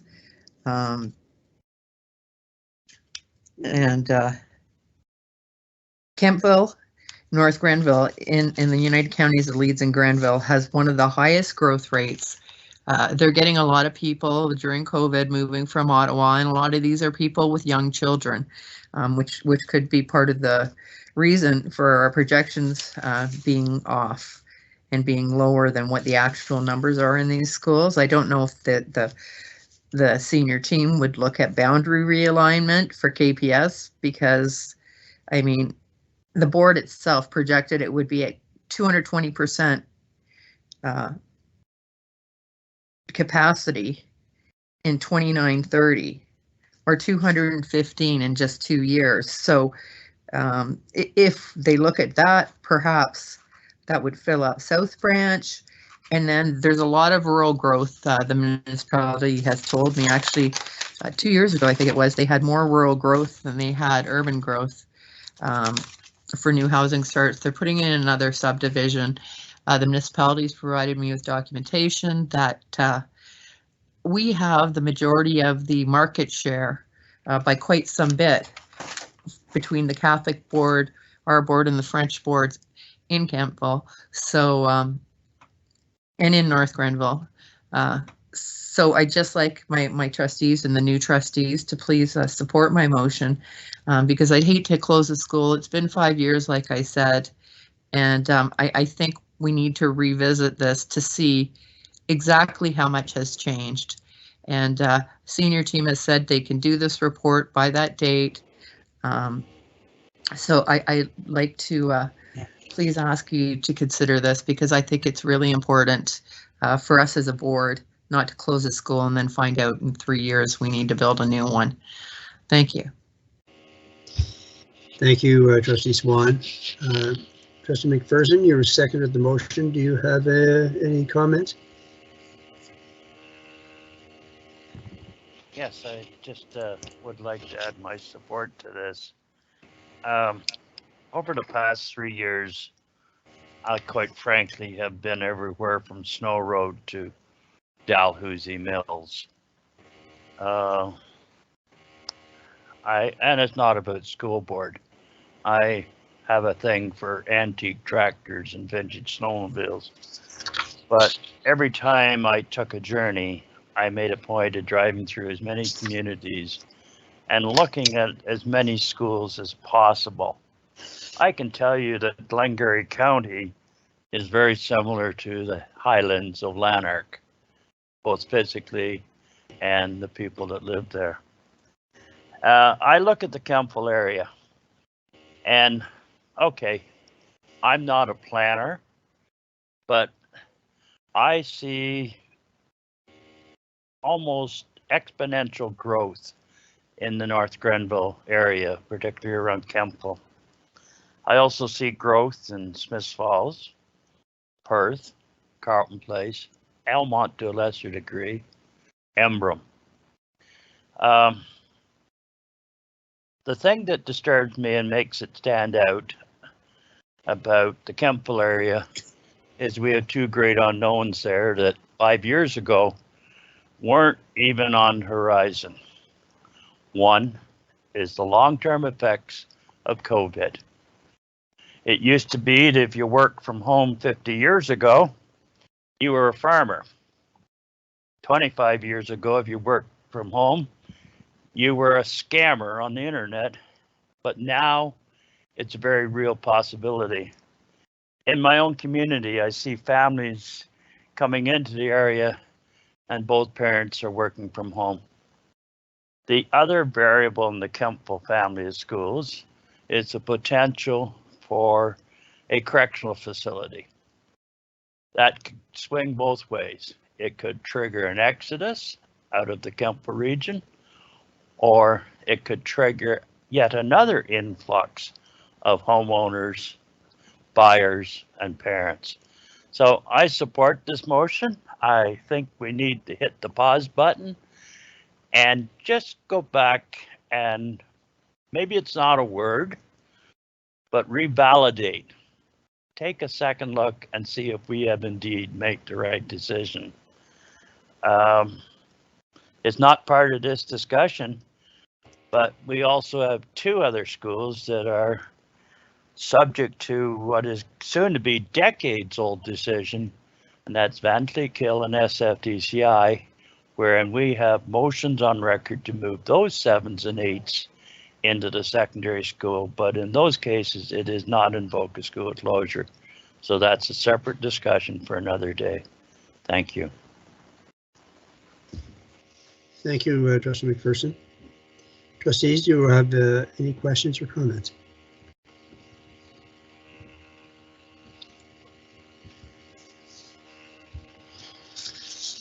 Hearing none, I would ask you to cast your ballot, please.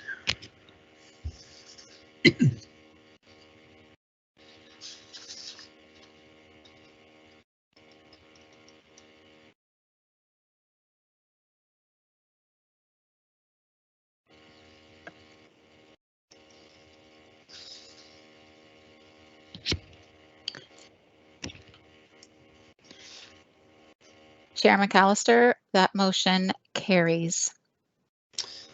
Thank you very much. Thank you.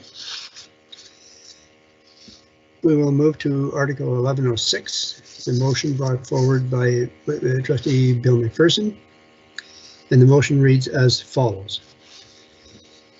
Motion moved by Bill McPherson, seconded by Donald Cram. Be it resolved that a letter be written on behalf of the trustees of the Upper Canada District School Board informing all local upper-level municipalities, county councils, that the enabling legislation to allow the legal and lawful use of stop sign cameras on school buses was passed into law as of June 22nd, 2020. This valuable tool will serve as means of enforcement of Ontario's Traffic Act as it applies to illegal passing of stopped school buses. Be it resolved that the trustees of the Upper Canada District School Board encourage that these systems be initiated and implemented within a timely fashion to enhance the safety of all school children on their journeys to and from school. Copies of this letter and the corresponding motion will be copied to all local MPPs, all publicly funded school boards, as well as to the Association of Municipalities of Ontario and the Rural Ontario Municipalities Association. Trustee McPherson, would you care to speak to this, please?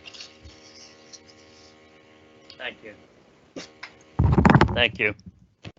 I am walking on thin ice here because I am a school bus driver. Every day on my route, I pass a billboard and Adam Ranger's picture is on it. I find it challenging that it has taken 20 years for this legislation to get through the House of Parliament in Toronto. Passing school buses that are stopped with the stop arms out is a very real problem. I myself have experienced probably 6 within the last month's time. I had a close call this morning when a red 4-door Toyota male driver with a beard, a blonde-haired woman was the passenger. They screamed by my bus on 43 highway at somewhere between 75 and 80 kilometers an hour with a grade 9 high school student standing on the edge of the road. It was one of those moments where school bus drivers do not like to remember. On a scale of 1 to 10, it was probably an 8 for the danger level. I've been kind of following Adam's campaign. Adam would be 27 if he had not been killed in an accident. That happened in Mattawa, a small rural community. And this is crazy thing. I've done a bit of research on this, and the typical school bus fatality occurs in the morning run when the drivers do not have control of the students on clear roads, dry roads, in good weather conditions from the front, and most of the time it is children under the age of 9 years old. I know it is not within our jurisdiction. We cannot mandate or legislate the provincial court system. We are not in charge of the Highway Traffic Act. However, we are guardians by extension of our children. And I would like to see the power, the dignity of this board brought forward to lend credence to this motion, to encourage the municipalities to begin to take the necessary steps to implement stop arm cameras on all black and yellow school buses within their jurisdiction. It has been proven that 94% of the people that get a ticket from a stop arm camera do not repeat the offense. It's not a pandemic. It's not an epidemic. However, it is an accident waiting to happen. And I, for one, do not want to be that driver that is sitting there in the driver's seat, having one of my children killed or badly injured by a stoplight bandit. So I ask you for your support, and I want to thank John, Dawn, and Ron for their help. That actually sounds like a country song, but we won't put it to music. So that's my conclusion, and I am more than willing to answer any questions that you have. Thank you. Thank you, Trustee McPherson. I just want to assure you that you are not working on thin ice in any which way. Student safety is not a matter of jurisdiction, and there is no conflict. You are representing your community. You express a real concern concerning student safety, and you highlight a very real issue. I support this motion, needless to say. But trustees, I open it up to the floor for your comments and questions. Chair, I have an amendment by substitution. Go ahead, Vice Chair. Do you have a copy of it? Yes, I do, but would you read it, please? I'm trying to pull it up on my screen right now, and I think I have it.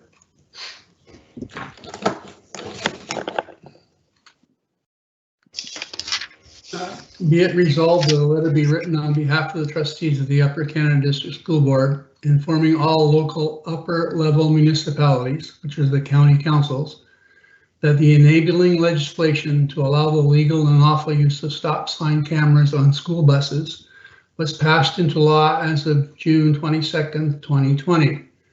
This valuable tool will serve as a means of enforcement of Ontario's Traffic Act as it applies to the illegal passing of stop school buses.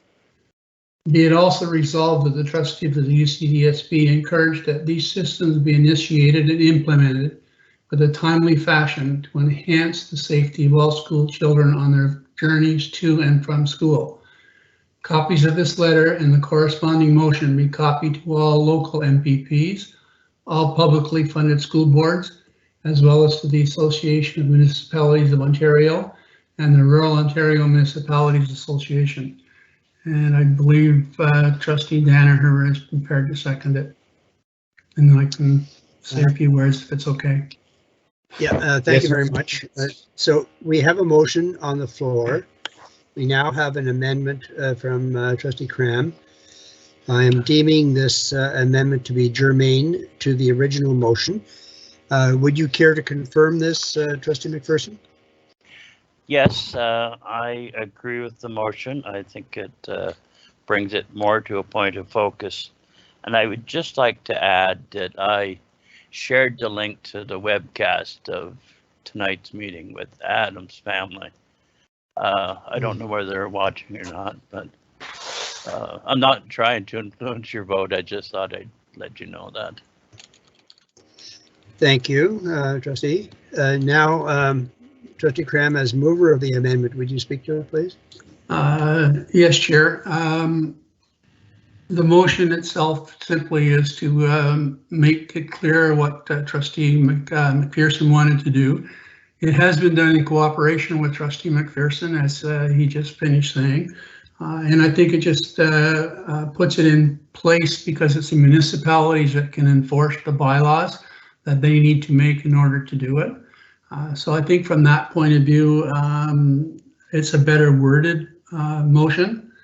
And if trustees do pass the ability to substitute the motion, if it's passed, then that motion does take precedent, take the place of the first motion, but it becomes Trustee McPherson's motion that he wanted to put forward, and it because it's by substitution and it's his motion, that's where it will generate from. Thank you. Are there any further comments or questions? I have a comment, Mr. Chair. Trustee McDonald? Is that right? Yeah.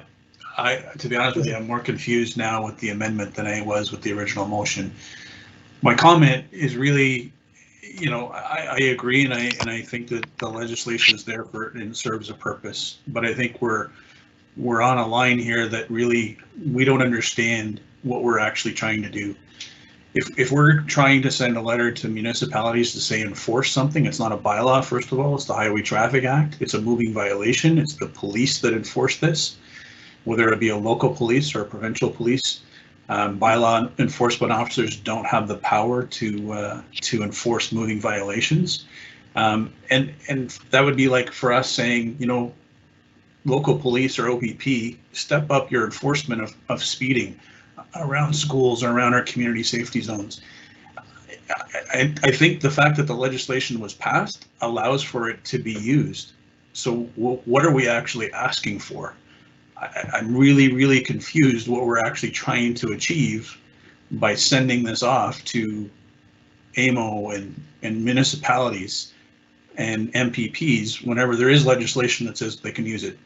So I'm really confused why we're actually bringing this forward and why the amendment is put in place to try and include more when I don't think we need to actually do it. Chair, can I attempt to answer it? Yes, please. And then I may need Trustee McPherson to add if he wants to do that.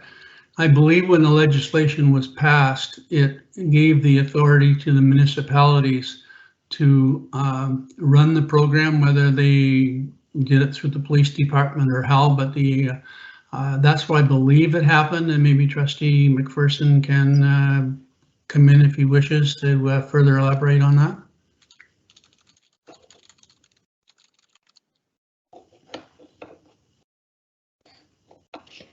Trustee McPherson, you wish to comment?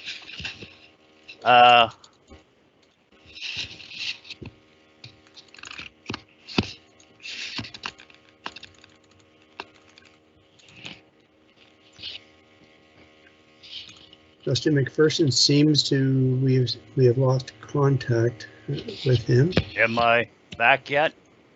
Yes, you are, Don. Bill, go ahead. I've done a fair amount of research into this. The stop arm cameras on the school buses are legislated through very similar legislation as to red light cameras in municipalities. It is the municipalities that have to make the decision to go ahead and put the stop arm cameras on school buses.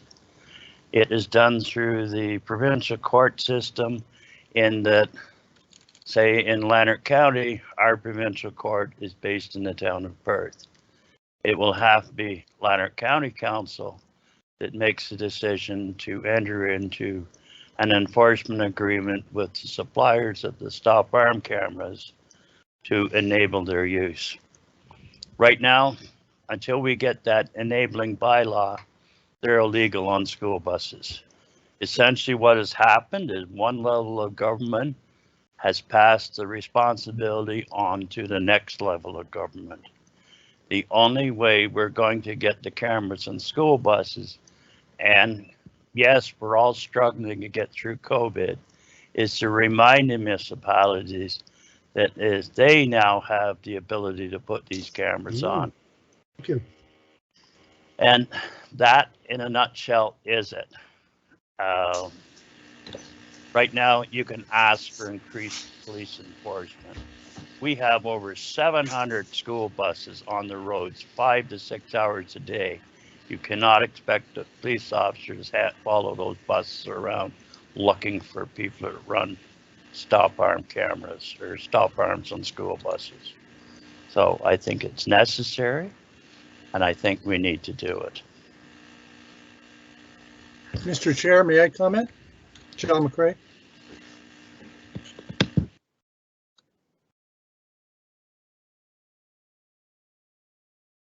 Go ahead, Trustee McCrae. Thank you. It just seems to me that it's our children, and it's our responsibility to speak up for them in this case. And I support it. Thank you. Mr. Chair, may I?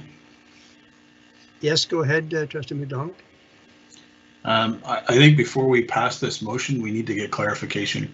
I'm a little miffed, and I don't believe.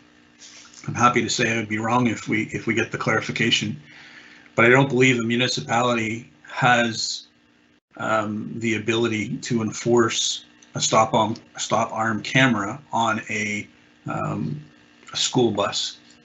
My recollection when I did serve in STEO is that we had an opportunity through STEO to use those, but we didn't have legislation to be able to use the video or photo as evidence, but we could do it through the means at STEO. I don't believe it's the municipality's jurisdiction to legislate a school bus operator to have that. Their jurisdiction is not on moving vehicles.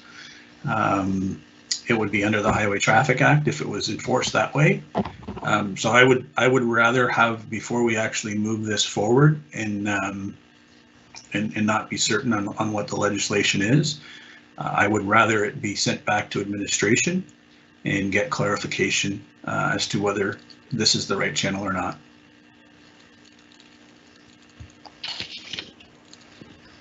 Okay, thank you.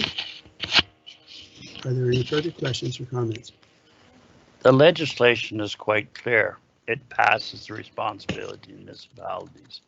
If you had been reading the Brockville Recorder and Times last week, there was a substantial discussion at the Leeds and Grenville County Council about the installation of red light cameras.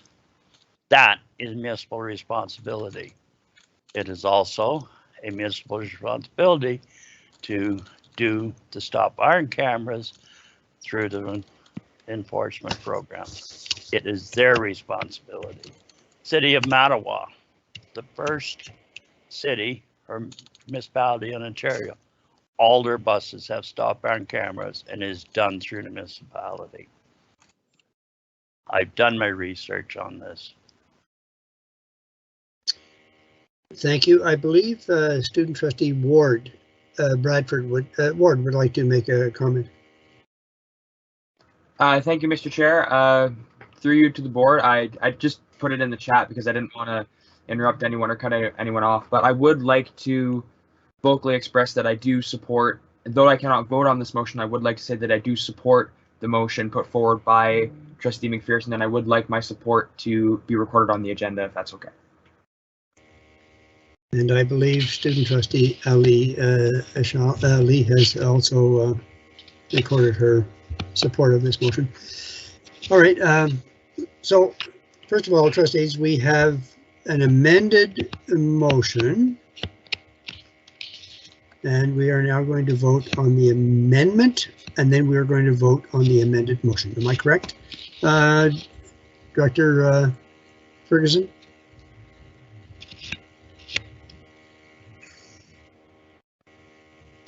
Mr. Chair, I believe we are voting on the amended motion. On the amended motion or the amendment?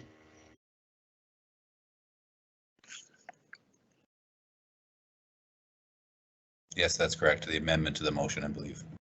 We are now voting on the amendment to the motion, and then we will vote on the amended motion. Trustees, please cast your ballot on the amendment.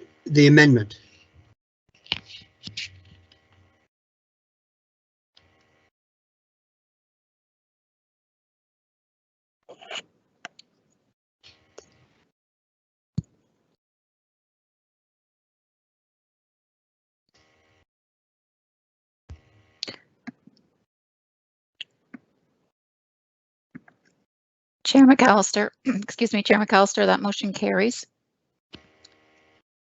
Thank you. And now we will vote on the motion, the amended motion. Please cast your ballots.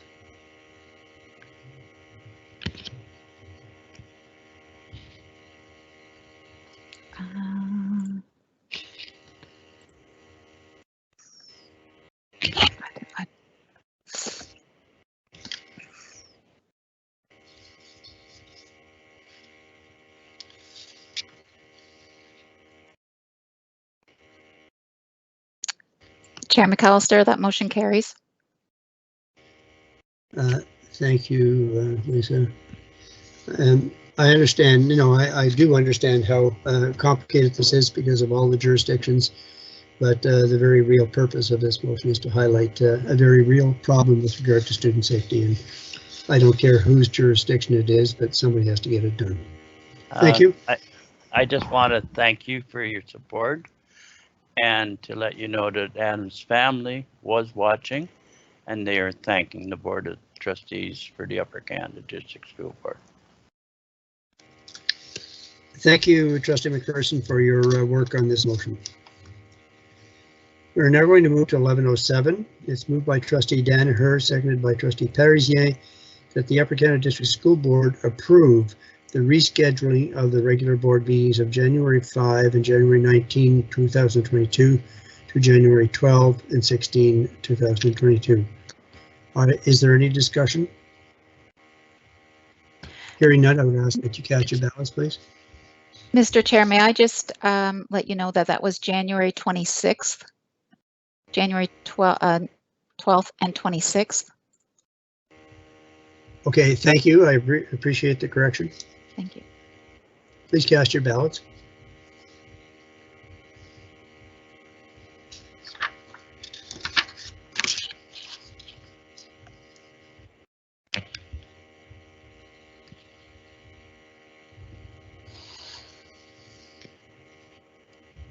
Mr. Chair, that motion carries.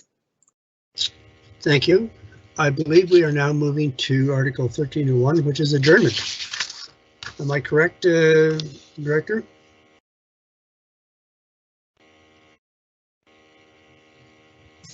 Through you, Mr. Chair, yes, I believe we've reached that point in the meeting.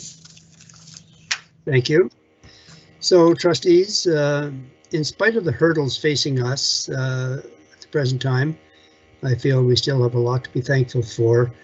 And I wish you a very Merry Christmas and a Happy New Year. And I'm looking forward to seeing you in 2022. So I have a motion moved by Trustee McCreary, seconded by Trustee Barry, that the regular meeting in public session of the Upper Canada District School Board, December 15, 2021, be adjourned at 8:27 p.m. And the next regular meeting will take place on January the 12th, 2022. Is that correct? 12th, or am I got that? Have the date right? Yes. Okay. We're good. Please cast your ballots.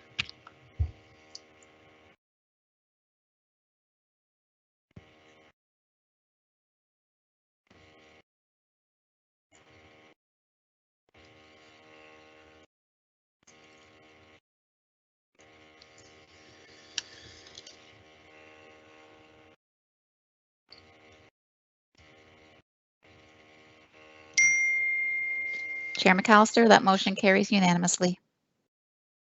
Thank you very much, Lisa. Trustees, I think this concludes our meeting, and again, I wish you a Merry Christmas and Happy New Year, and thank you for all your work this year, and I look forward to working with you and for you next year. Good night. Good night, all. Enjoy your drive home.